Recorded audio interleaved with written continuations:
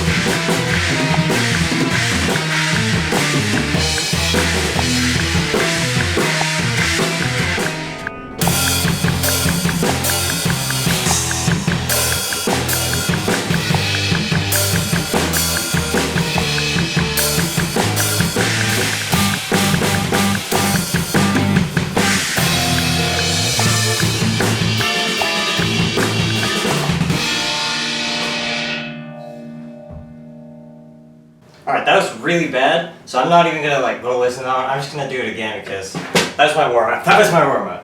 Alright, so that last take, I just played really bad, and there were a bunch of technical difficulties with me like missing the button with my foot, and it was just bad, so I'm just gonna redo it. I'm just gonna do another take basically. But while I'm on the topic of doing these one-take recordings, something that I saw recently is that the drummer for Archetype, which is a band I've never actually really listened to, what's his name? Simo, I don't know how you pronounce his name because he's from like somewhere in Europe, but like Simon Sandez or whatever. Close. He recently tracked the drums for the new Archetype album, and he did every song in one take, meaning like no edits in any of the songs, which is really impressive, and like it's a really cool thing to see people doing. And frankly, if I was better at the song, I might consider doing it. And in fact, if I can like get a good take of this song in one take, I might just go for it and use it, even if it's not completely perfect. I don't know, it's just something I've been thinking about recently after seeing Simon doing that. But I still think I am gonna go with doing it in sections and editing it just because I'm lazy. But we'll see, just something to think about.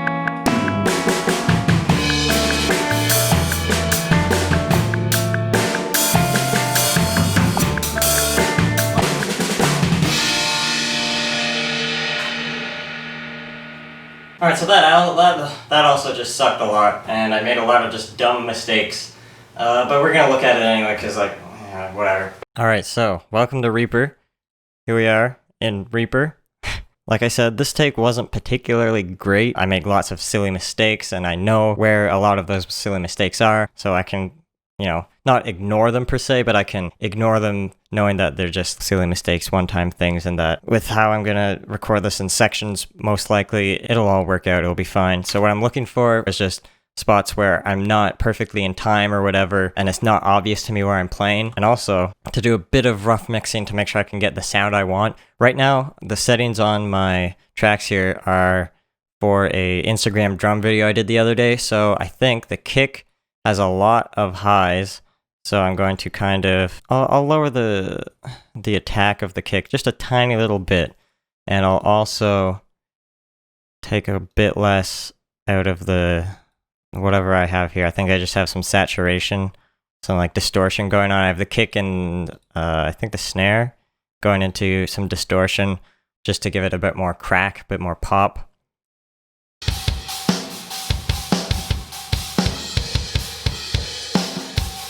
Alright, so now I'm just gonna get this all synced up with the song.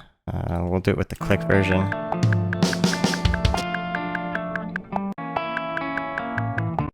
This is approximately where the downbeat is.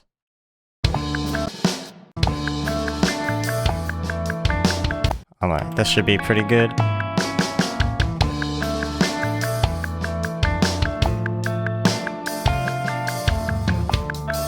You see, that was bad, but I knew that I made that mistake. That was just a dumb mistake.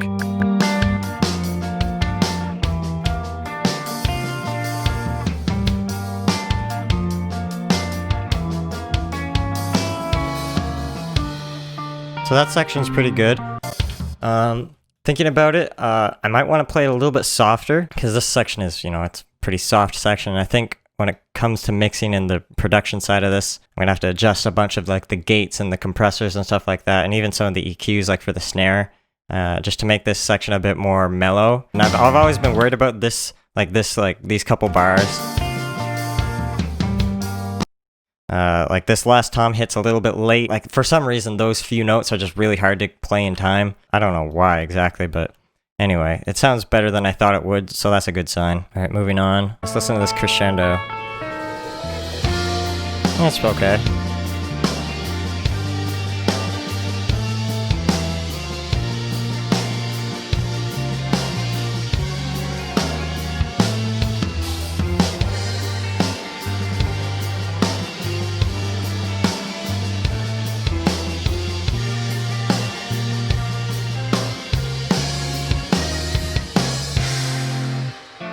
Okay, a little weird. A lot of those ghost notes weren't in time, but that's okay. I won't do that many ghost notes in the actual tracking, probably. So this is where I will probably unmute the kick attack.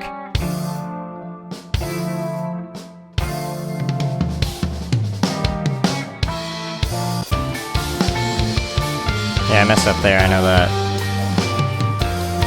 It still sounds okay, though. I know I messed up coming up here. Yeah. That was a big mistake, that area.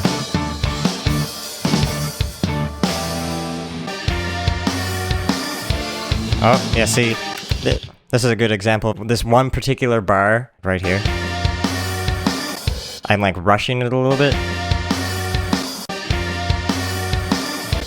I don't think I knew that that was happening while I was playing it, so that'll be something I should keep in mind next time I record this. See, again, this is the second time this bar happens, and I again kind of rushed it a bit, so that's definitely something I gotta keep in mind when playing it.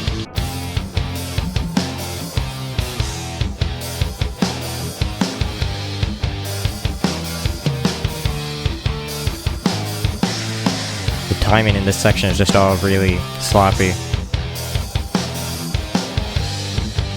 Another thing you can really see I need to work on the consistency in the tom notes, like my right stroke is a lot quieter than my left. I think I probably didn't hit the center of the drum with the right hand, which is probably why that happened. Like I said earlier about my accuracy on the toms not being very good.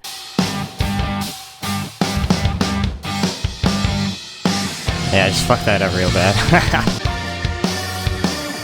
And again, I rushed that bar here. Yeah. So I gotta really make sure to watch out for that. What a great fill. Another thing I need to work on is the rim shots, basically, because in this first section, like I said, it's a bit more mellow. I want it to be a bit softer sounding kind of thing, so I don't want to do any rim shots here. It's just plain old snare hits. But after that, like everything's got to be like hardcore rim shot territory kind of thing, you know? So I guess I'm just going to go back to the drums now, do some more recordings, and get better, hopefully. So I'm about to do some more recording here just to practice, get better, etc. But I want to talk about some of the new mic placements, or I guess just changed mic placements. I used to have some problems with bleed from the snare into the tom mics, because I used to have like my tom mic, it was over here on the side of this lug. I'm not going to move it over, but I had like this mic facing this way and this mic facing that way, which I thought was good, and that's how I saw a lot of people mic their toms, because like I can't have the mics here because I need to move between the toms, and I can't really have it like on the other side or whatever. And I used to think that like I couldn't really put it here either because of the cymbal, but if I just have it off to the side like right here, then I'm not really getting any of the snare into that mic, which was a big problem I had before. And this mic here just stays the same, so it looks a little funny with them both like facing the same direction, but it sounds a lot better. Alright, we're back. I just recorded another take of the song. I didn't do a video for it, because you know, it's just me playing the song. And so we're going to look at it now, and we're going to look for some of those things that I pointed out with the last take that weren't very good, and see if they're better now, basically. Let's listen to this crescendo. I think that was better. Okay, hold on. This doesn't sound quite right, because like this, doon-da-doon. Like in my brain, I want it to sound like a certain way, but I don't know how to really describe that, but it's not sounding like that. I think I'm playing it a bit too fast. I need to chill out.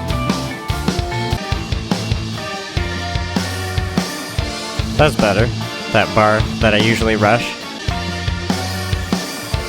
And that was good again. So I guess I figured out how to play that bar correctly finally.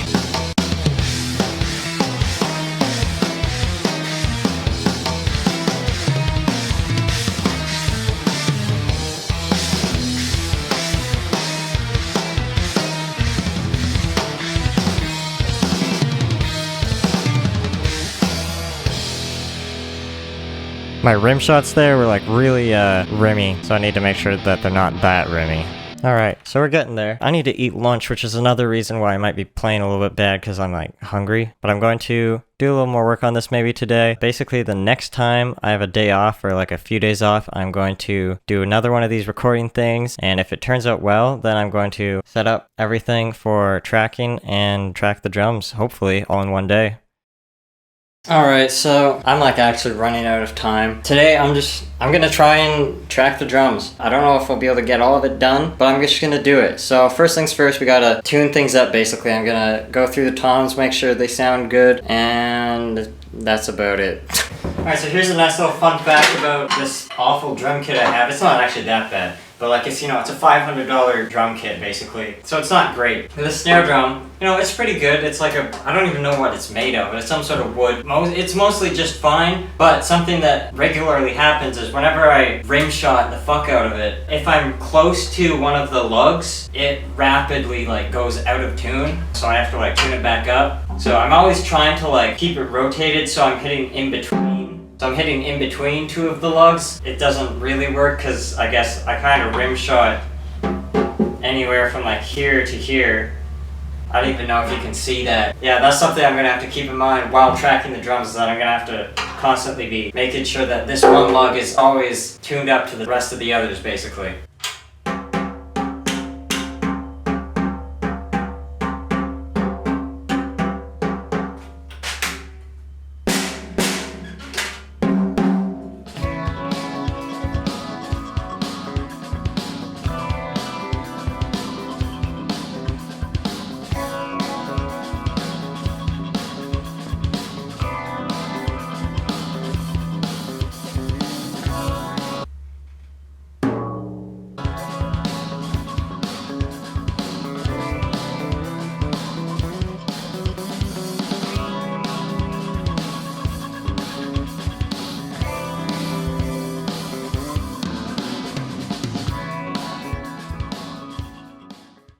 Alright, so we're all tuned up now. now I guess I'm just gonna go start tracking the drums. Alright, we're all set up, ready to go basically. I'm just gonna hit record and just play through the full thing and we'll go from there. Alright, that was bad. So basically I'm just gonna go take a look and see what of that was good, if any of it, and then basically work from front to back from there, recording sections as I need to.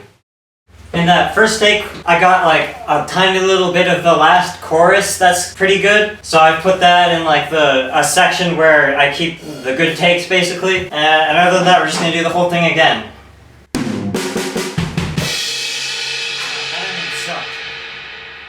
Alright, so now I'm just gonna do the same thing, see if there's any good parts in there, and basically do it again. Okay, here's the scoop. I didn't get any good sections from that recording, so I need to do this more efficiently, so I'm just going to do it basically section by section. So I'm just going to do the intro section now until I get it perfect.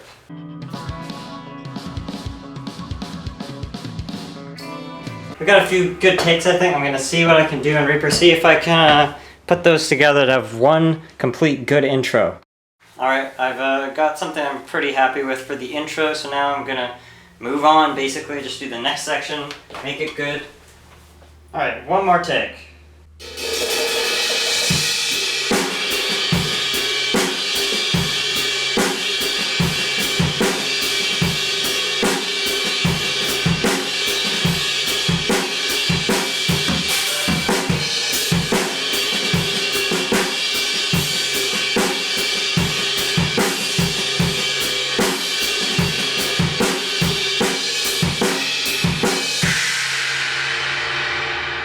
Alright, that should be good. Alright, you probably know the drill by now. That section's good.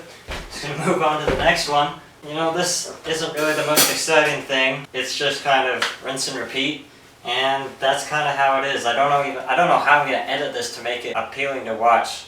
You're probably not having a good time right now, but, well, this is how it's done, at least for me. So yeah, like I said, just gonna keep doing this for basically as many sections as I can for today. Hopefully we'll get through most of the song today. Maybe even all of it, who knows? Well, unfortunately, that's all the time I have for today. We got through like, I don't know, half the song, maybe. So, you know, that's pretty good. Over the next week, I will hopefully find time to finish the tracking, and then we can get on to the mixing, which will be much more exciting.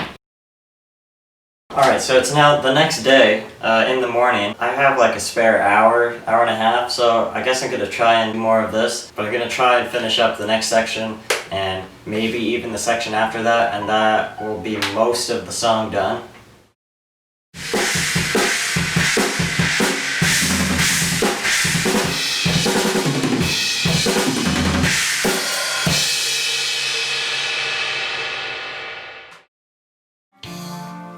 Alright, that's all the time I have for today. We got through the rest of this middle section, so now we basically just have 1.5 sections left, which is pretty good, so I'll hopefully be able to finish that over the next few days, and then we can start mixing.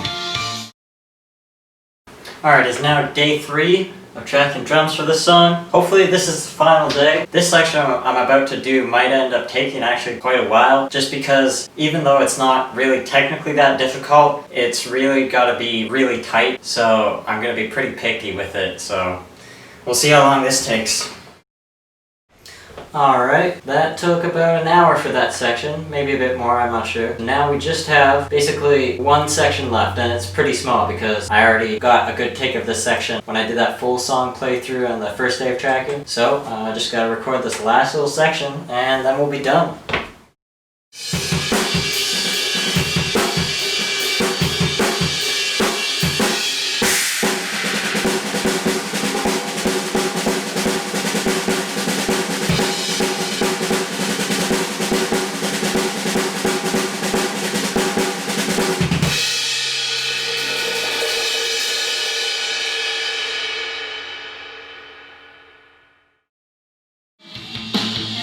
There it is. Drums are done for this song. This ending part here, frankly, it's a little bit messy, but I think I like it like that actually. Like, it's not like that bad that it like sounds bad. It has a nice, like, I don't know, character to it. And maybe I'm just looking for excuses to, like, not record anymore. But yeah, that's it. So now we just have to mix it. Alright, hey guys. It's time to do some mixing. You might be able to tell I'm in a new place. The reason I had to kind of rush the recording for the drums a bit was because, well, I had to move, so I had to get those drums recorded as quick as possible. But now I'm in a new place. It's time to do the mixing. But first, it's time for a Let's talk about something else for a minute break. I'm going to talk a bit more in depth about the drum part for this song. And I'm going to start by talking about the differences between the initial part that I wrote out and the actual part that I recorded. There are a bunch of small things like ghost notes or different symbols that are different in the final recording versus the sheet music that I played off of, but there are a few bigger changes that I made intentionally during the practicing and learning process. First, here are all 5 pages of the part, with the sheet music that I read on the left and the transcription of what I actually played on the right. If you want to find all the little differences for some reason, or you just want to look at the part, you can pause the video here for each page. The biggest example of something that I decided to change while learning the part is here in the chorus.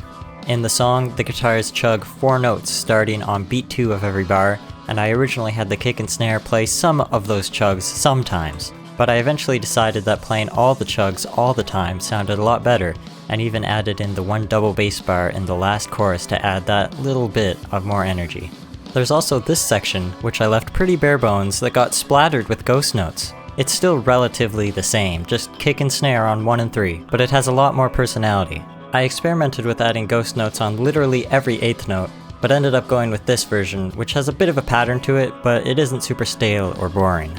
Also notice that on the original part, it says chorus. I guess I thought this section was gonna be the chorus at first, but that didn't end up being the case. But now, like last video, let's talk about some of my influences, specifically for this drum part. Like I mentioned last video, this song is heavily inspired by Haken's latest album, Virus, and this remains true for the drum part. Ray Hearn is one of my favorite drummers of all time, and I've learned a lot from him. I think of Ray as a very melodic kit player, but like using the whole kit. So in sections like the breakdowns, I try to channel that. When I switch to writing the China in groups of 3, maintaining it throughout all the weird tom stuff that's going on underneath, that's 100% channeling my inner Ray Hearn. Honestly, I don't even know really what else to say about this drum part. I'm sure you can see some of the motives that I use within various sections, like the open hi-hat rhythm that I use in the intro, for example. When I write a drum part, I usually just write whatever sounds good. There's usually not much more of a method to it than that. But if you have any questions at all about the drum part or the song or anything, feel free to leave a comment and I will do my best to get back to you. Alright, here we are. About to mix some drums. So normally, when I mix my songs, I slowly work on them over time and stuff. I also usually mix them kind of, all together like you're supposed to. But for the sake of this video and keeping things short and also not giving away too much in one video, I'm going to just mix the drums, which, is not going to give like the perfect ideal final product. Things are definitely going to change in this mix down the road. But this is just kind of to get the general idea of how I work with my recorded drums. So first, I have a bunch of like preset kind of plugins that I've just kind of thrown on just while I was recording the other tracks, just to like make it sound good. But I'm just going to right now remove all of them, and we're going to start fresh with these drums. Alright, basically all of the plugins are removed except for a couple, which I'll get to in a bit. Like the drum reverb, I just kept that on. I'll probably change it up a bit, but for now, that's fine. So let's listen to what we got here at the beginning.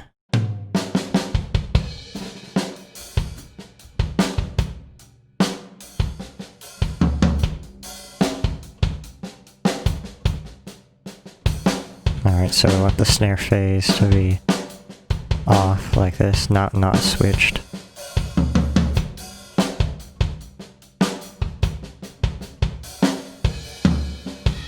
Just realized I forgot to remove this processing from the drum bus, but that's okay. I think what I'm gonna do, I'm gonna try something different, because usually when I've been mixing drums lately, I'll end up adding a lot of high end to each individual instrument, and it kind of, like, it emphasizes a lot of cymbal bleed and stuff like that, and just in general doesn't sound that great. So I think what I'm gonna do this time is not add that much high end to the individual instruments, but instead add it all kind of on the bus, so it'll all be added together evenly. Should hopefully help things blend together a bit. So I'm just going to kind of roughly start this by doing, just something like this. That's probably a bit too much. Let's see. Yeah, so like something like this. And then what I'll do is I'll also go to the overheads, add myself an EQ. And for the overheads here, I'm just going to kind of dip the highs because the overhead mics are very bright. I think, one of the reasons the drums sound so dark is because the cheap mics I have don't capture that brightness, of course, because they are dynamic mics. And then the condensers, which are the overheads, are capturing a lot of brightness. So I'm just going to kind of get them all in a similar level by just taking down the highs and the overheads. Something like that, maybe?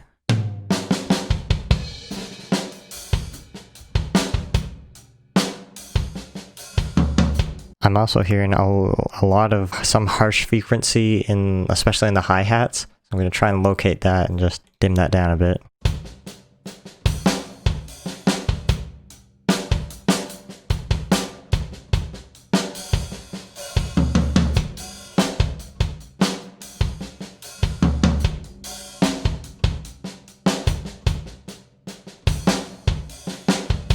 Alright, so I think that sounds pretty good. I'm also, while I'm on the overhead's, just going to high pass it a little bit.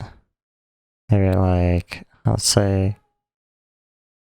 80 or something, just because I don't want to have too many phase issues with the low end, basically with the kick drum. Alright, so the next bit of processing I want to kind of do is like a more functional element. Basically, I'm just going to kind of find some of the bad frequencies, like in the snare drum. I'll just add an EQ here and look for some of the bad ringy frequencies that I want to eliminate.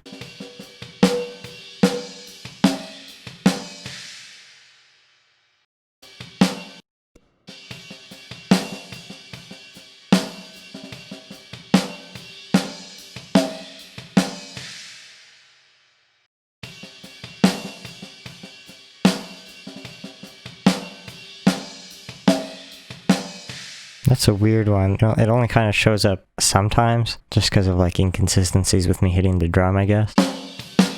Alright, I think that sounds fine, I guess. So, the next thing is just a little functional thing. There's not a lot, but I'm going to find some of the few double bass moments and see if I can find some of those frequencies that are either only present during like one kick, like for example, the right kick may have some extra frequencies that the left kick doesn't have, and vice versa. Like the pedals strike at different parts of the drum, so they make kind of different sounds, and I'm also not super consistent with both my feet. So I'll just look at the kick in here. I'm not sure if there's even anything we can really grab here.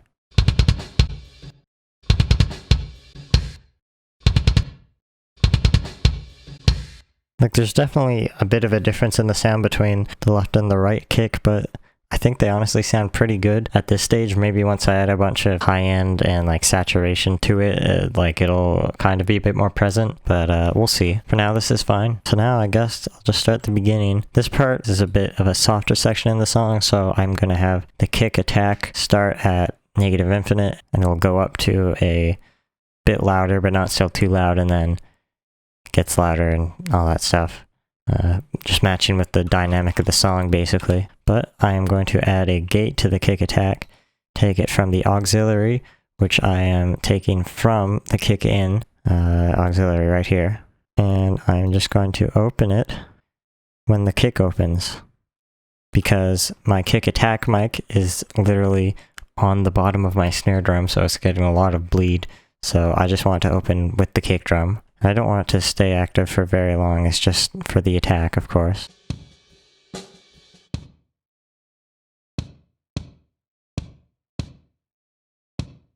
The kick attack is just going to be high passed at like, I don't know, 1000 maybe?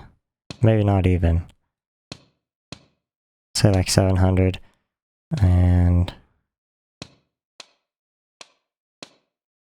if we make it sharper like this, we can bring it up. So this is probably good.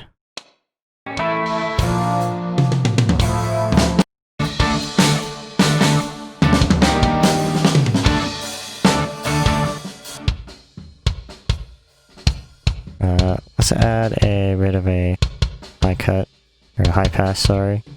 Just to get rid of that low sub stuff that we absolutely don't need. I'm not feeling a lot of low end out of this because the kick drum is tuned quite low, so like its fundamental frequency is quite a bit lower than one might expect for a song like this. At least I think. It sounds pretty low.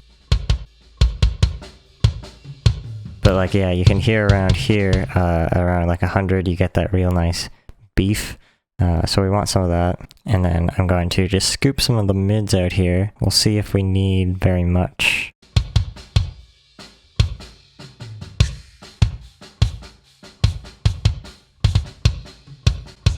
That kind of emphasizes the high end a little bit when you scoop the mids like that. And this, of course, gives lots of room for guitars and stuff that'll be eating more of the mids. And I also just like the sound of the semi-scooped drums for metal and harder genres. But what I'm going to do now is add a Re-X comp, which is a multi-band compressor. And just for the low end here, I'm going to compress it down after, let's say, 30 milliseconds, just because it's a little bit flabby, I guess, and I want to remain kind of tight, you know? Just very lightly. Like, that sounds pretty good, I think. Oops.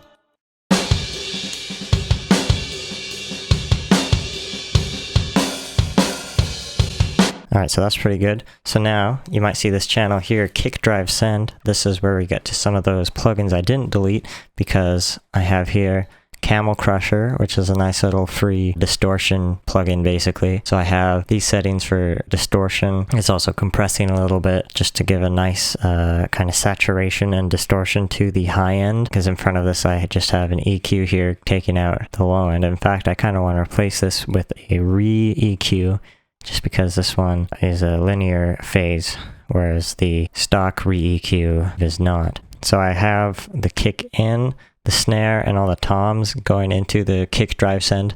Really, it should just be labeled drive send, but I just have it labeled kick drive send for some reason. And obviously I don't have these instruments gated yet, so there's a lot of that bleed coming in, so I'll just mute these quickly. So if we just listen to the kick normally, this is what it sounds like.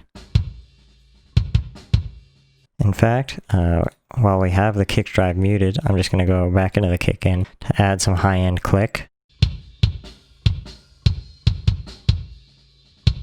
And just a bit of click here around 6K-ish. Oh, where is this? 4K? I guess I usually do around 6K. Oh yeah. That gives you that real nice, really flat slap in the face. Just a little bit of that. Then I'm also going to add a bit of a boost, closer to 1 or 2K, just for more like big punch.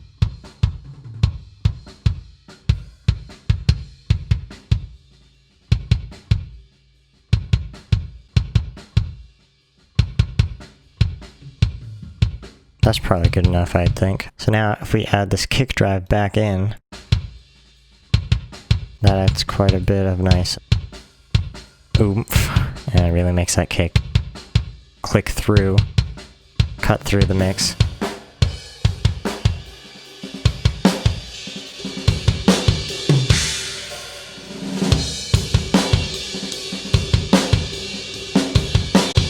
In fact, we could use a bit more of it. Could also use more of the kick attack, which I think what I'm going to do is add a temper to, which is just a saturation and drive plugin.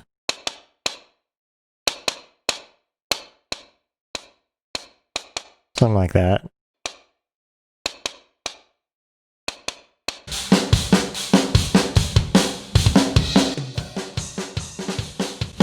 Alright, so that's pretty good for the kick for now. We don't want it to be too clicky, because like this isn't like a super heavy metal death metal song or whatever. I'm just gonna quickly add a gate to the kick. Have a fairly long release, just because we want to get all of that kick in. Like, yeah, that's fine, that's perfect. So next, on the snare here, you see I've kept these 3 plugins I have set up here. A 3-band splitter, just to split the highs and the lows in the snare drum, roughly, and then add a bit more of this Camel Crusher distortion to the highs, just so we can get a bit more attack out of it. And I've kept that in just so I don't have to reset this up, just because like it's a pain with the splitters to just get it all working again. So I'm just going to add that right off the bat, and I'm going to add a gate now. And here's something I think I do a bit different from a lot of metal producers right now. I won't gate my snare completely. I will keep about like maybe -8 of the dry level.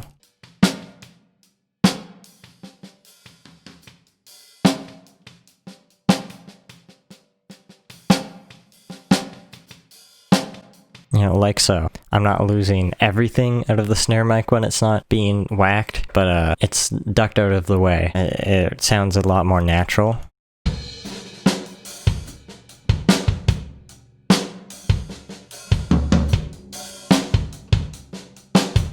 It also adds just a tiny little bit more body into the ghost notes, because normally if I was fully gating the snare, then the ghost notes would either be kind of just lost completely, or they'd only be showing up in the overheads, or I would automate the clip gain so the ghost notes would be loud enough to trigger the gate, which always doesn't sound good anyway. But basically this allows the ghost notes to go through the snare mic, which just makes it a bit better, in my opinion. So next I'm going to high pass the snare. That's kind of a lot. Say like here. Let's try it about 100.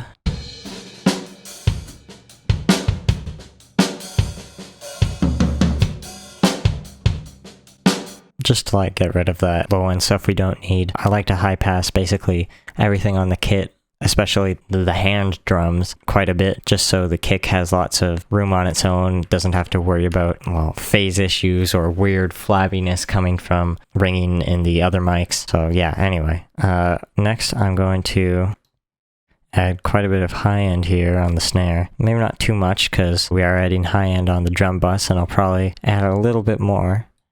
And I think later on I'll probably add some saturation to the high end of the whole drum bus too, which might improve things a bit.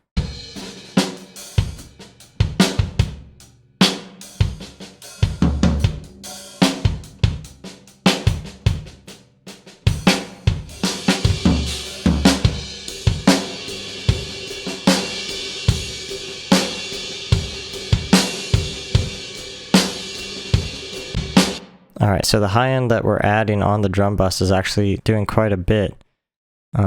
So I am going to not add a lot to the high end of the snare here. In fact, I'm also going to kind of take down this high shelf on the drum bus just a little bit. It might be a bit too much.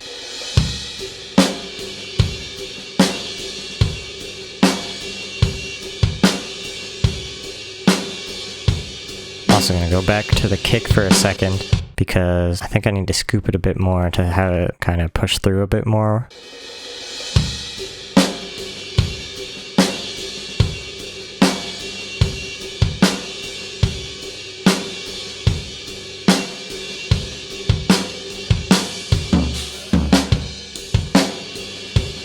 Yeah, something like that, just so it sounds a bit less dull, a bit less dead. Anyway.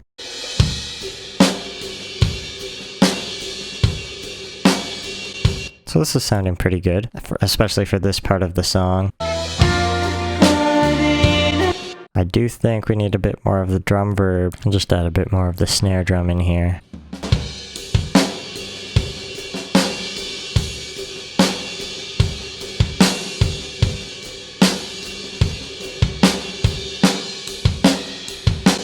So you know what? I'm actually going to remove this little thing here in the high end. I'm actually going to remove a little bit a bit higher up.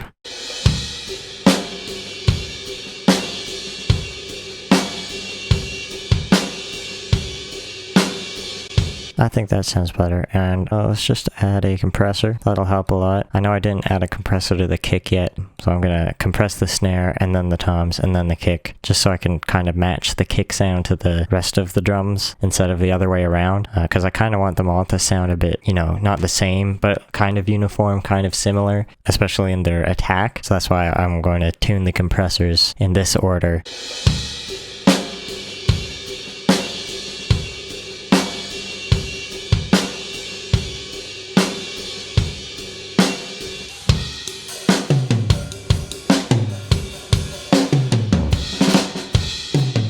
So now the snare's sounding pretty good. I think it could use a bit more beef. So I'm going to turn down the distortion a little bit. There's also a pretty big ringing frequency happening with those particular hits. As you can see, my consistency in hitting this drum is not super great in this song.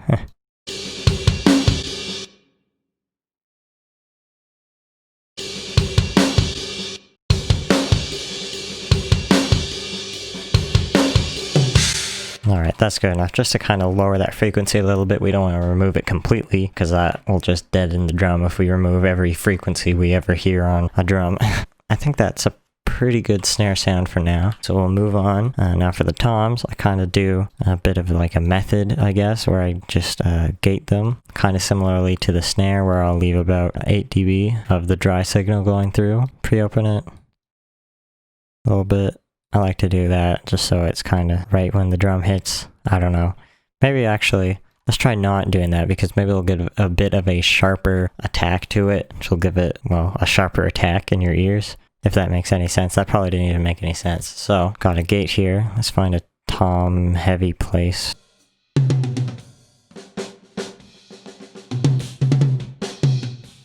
We don't want the snare to trigger this gate,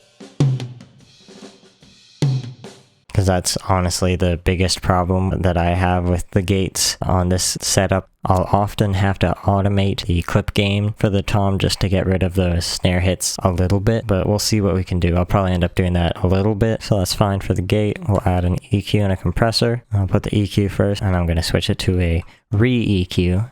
I want to start using this, but my muscle memory is still taking me to the stock re-EQ.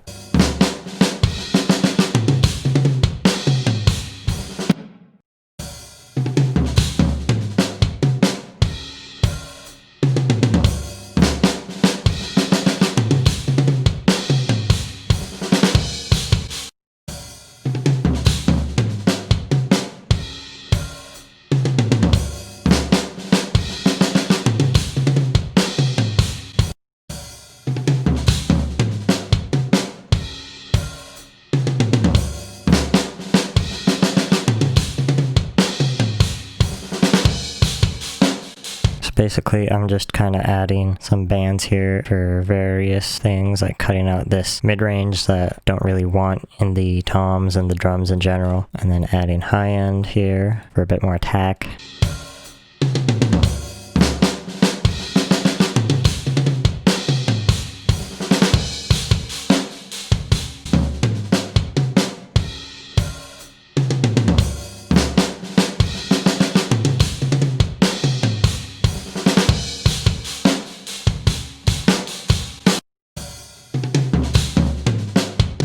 Like so, and then we'll compress it a bit, about the same as the snare, 20 milliseconds.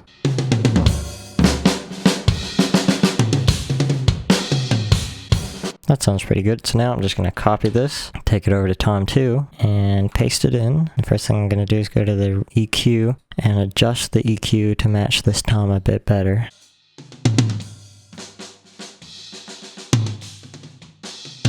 Alright, so that sounds pretty good.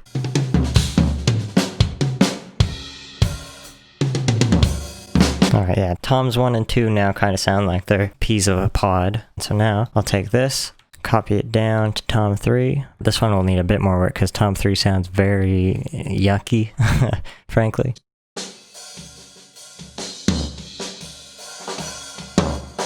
And a really weird sound coming out of the tom here. It's very boomy, but there's like a weird dwah sound coming from it.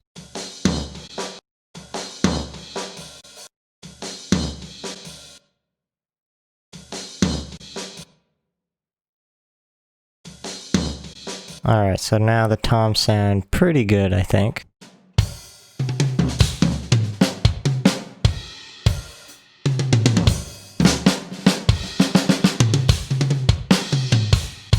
Alright, the floor tom still kind of sounds a little weird with that wah sound that it's making. So I might take a look at that later. Maybe it's also going to just kind of turn down the volume of tom 3. Maybe turn up the compressor.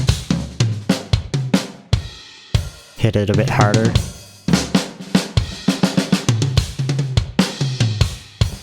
That really just sounds bad. That's a super weird thing. I never noticed that with these tracks before. Frankly, I'd like to record that floor tom just because it sounds so bad, but can't really do that. So this is what we're stuck with, but that's okay. I'm sure in the full mix it won't be as bad. But now what I'm going to do is go to the parallel compressor here and do this. I'm going to add a smasher, which is a FET style compressor. Solo this up.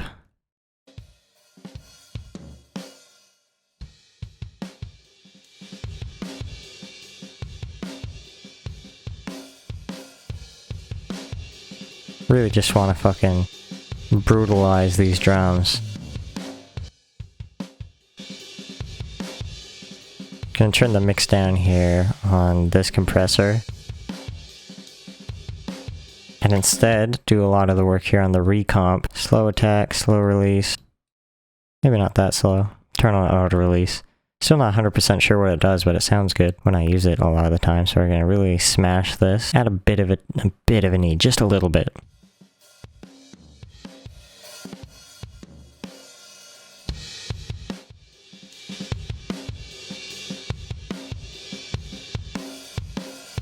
Alright, we're getting a lot of kick through this, which is, you know, good, what we want, but I want the overheads to not be super present, which means you have to turn them down a lot.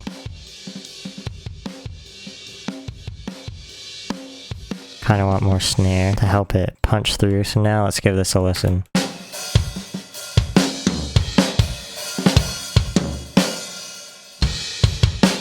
Alright, so now what I hear is the snare kind of sounding thin here. There's a real bad ringing frequency, and I hate to add another band to deal with them because we've got quite a few going on. But you gotta do what you gotta do.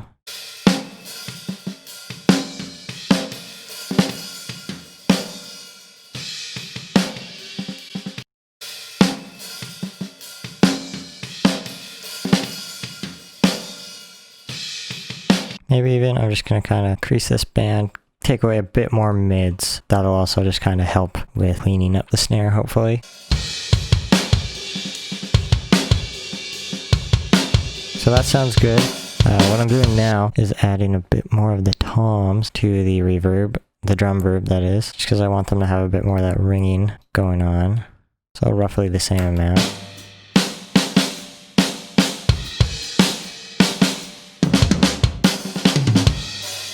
Give it a bit more of a sense of space. So now this is sounding pretty close to how I kind of want the drums to sound. Still, you know, not super high professional metal drums like you'd hear Nolly spitting out or whatever, but you know, this is recorded in basically my bedroom. So I think this sounds pretty good, but also natural enough for what we want. I think some things I'm going to do is kind of lower the high end of the drums in the intro here, or maybe just like lower the compressors or something like that. Make it a bit less spiky and a bit more smooth. You know, maybe add a bunch more reverb. Maybe I'll add a reverb and delay bus and compress it a bit. Maybe a gated reverb or something. That could sound cool. You know, all a bunch of ideas I could do to spice up this intro. But overall, I'm pretty happy with how this is sounding, except for this floor tom, which really sucks. I'm going to increase the release just to make it a bit smoother when it cuts in with the gate.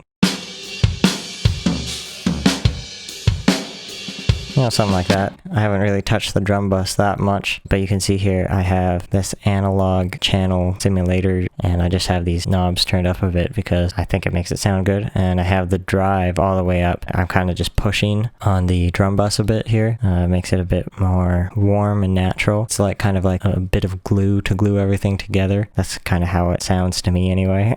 Last thing I'm going to do for now, I'm going to add this exciter plugin to the drum bus. Gonna drive the treble and the high mids a tiny little bit, just a little bit, and we'll mix them into taste. This will just add a bit of that shimmer and distortion overdrive, kind of soft saturation in the treble spectrum. Thinking of records like Haken's latest album, Virus, I really like what Nolly has done, where he's clearly put a bunch of saturation on the cymbals in particular and the high end of the drums, which make them sound kind of lush and warm in the ears. That's the kind of sound I'm trying to go after, I guess.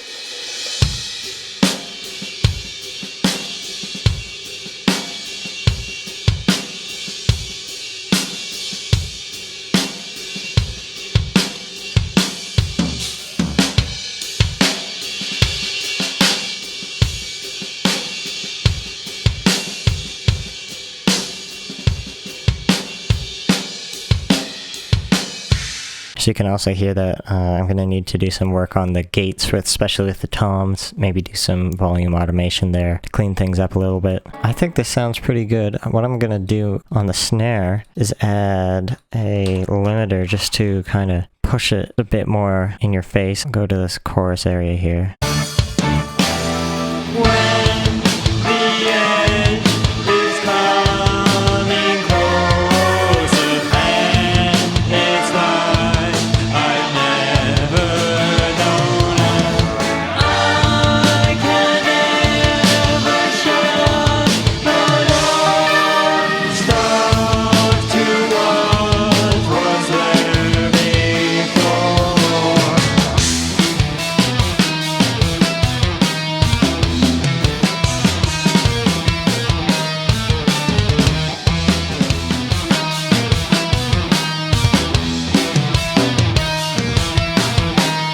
There's your big preview for the song. Hope you like it. Obviously it's not completely done yet or anything like that. I think for the snare here, it's not quite exactly how I want it to sound. I'm thinking of that, slightly bigger sound that, I've mentioned him before, Nolly gets in his mixes, like you can hear in Haken and Periphery, where the snare kind of is more explosive, like it hits you and then it kind of goes whoosh, outwards. I don't really know how else to describe it. It's literally just reverb and the room mics picking up that ambience that's kind of bringing it outward, which makes it sound really explosive and nice, which I really like. But I can't really do that because I didn't record drums in a big room with room mics and stuff. So this is kind of the sound I'm stuck with. I might do a little more trickery with reverb and like width or something. I don't know, just to make it sound a bit more explosive. But I'm pretty happy with how this sounds, frankly.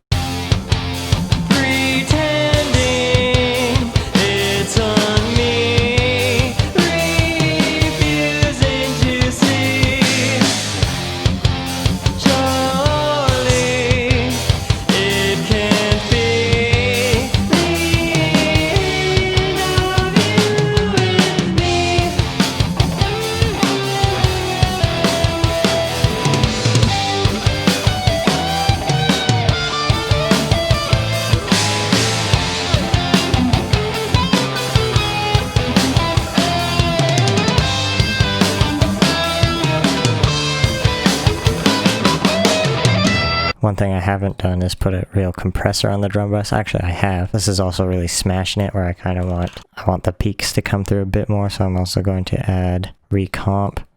Here, let's just throw on I'll throw on this preset and work from here. Lower this a bit.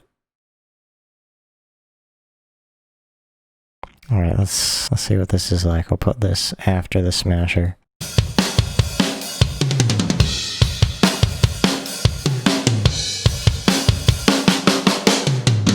That sounds pretty good. That's really punchy now.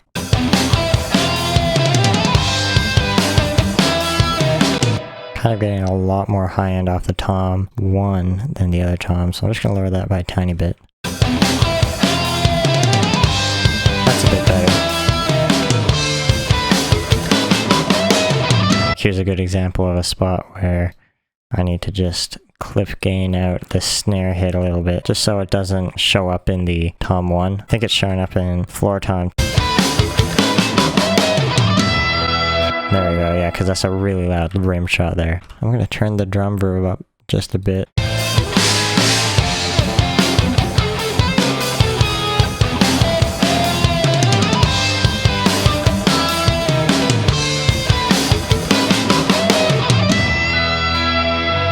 maybe not that much. I'll listen to it with headphones, of course, too, because that will be a lot more apparent on headphones, but this is sounding pretty good. Alright, welcome back to round 2 of mixing. Now, I've already done the first revision of the drum mix just to save time, and I'm going to tell you what I've done rather than doing it in real time with you, just because this video is already about an hour long. So, at the beginning, like I said, there's some things I kind of wanted to try to make this intro sound a bit softer. And so what I ended up doing was adding a little bit more reverb and a little bit less of the parallel compression. I lowered this volume at the beginning a bit, and I lowered the high end, basically the attack from all of the drums, all the individual drum mics. So at the beginning, this is what the EQ looks like for the floor tom, and then later on it goes back up. Not by much, but just a little bit. But the biggest thing I've done is on the overheads. I've added a little bit of distortion using this plugin called Head Crusher that I've never really used before, but I figured I'd try it out. So this is just kind of distorting the overhead signal a little bit. And I have it set to the have a high cut at around 7K. I have a darker tone, and I also have a bit of a low cut. Have it set to the American setting because I don't know, it just sounds better to me. So that's kind of what I'm doing with that, and that just shuts off as soon as this intro section finishes up. I find that this distortion makes the overhead mic sound a little bit more pillowy, but it just kind of has a little bit of a nice vibe to that intro. Overall, I've of course adjusted some of the EQs and compressors and stuff like that. For example, the snare has a bunch more beef now. This notch is quite a bit bigger than it was before, I believe. And I also complemented this by going into the parallel compressor bus and adding an EQ that just has a little bit more beef. So that kind of beefs up the kick drum, the snare, anything that lives down in the low, mid, bass range, so like the floor tom as well. For the tom specifically, I've tried to level them out a bit more. I've got the floor tom sounding a bit more natural. That weird, like spongy, bad sound, it's still present, but I've kind of diminished it as much as I can, I think. And overall, the toms just kind of sound a little bit more uniform. And I've also automated this drive send that I have here, the kick drive send, which is really just a drive send for everything, just to make it a bit more gradual, because before I just had it off and then on, but now I have it off and then -13, -9, -6, just to automate it out a little bit, to have it a bit more gradual, to kind of fit with the song a bit more. I'm showing you all this kind of after the fact, after doing them, because, well, I basically, like I said, I just want to cut down on time. But I believe the first revision is kind of important to show off here, just because the first initial mixing session tends to have, some problems that will then be fixed in the first revision, simply because I had a few days away from the mix to reset my ears. I also did some listening on some different devices, like different sets of speakers, a couple different pairs of headphones, and they kind of highlighted some other problems that I was also able to fix. And so now I'm pretty happy with the sound that I'm getting from the drums. Obviously, there will still be some changes down the line as I mix the rest of the song. But overall, I think this is basically what the drums are going to stay as for the song.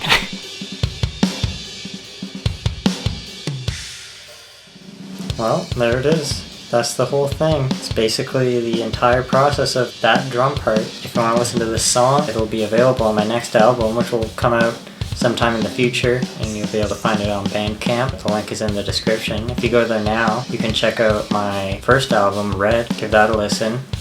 But anyway, yeah, if you've made it this far, I appreciate it. Thanks for watching. And,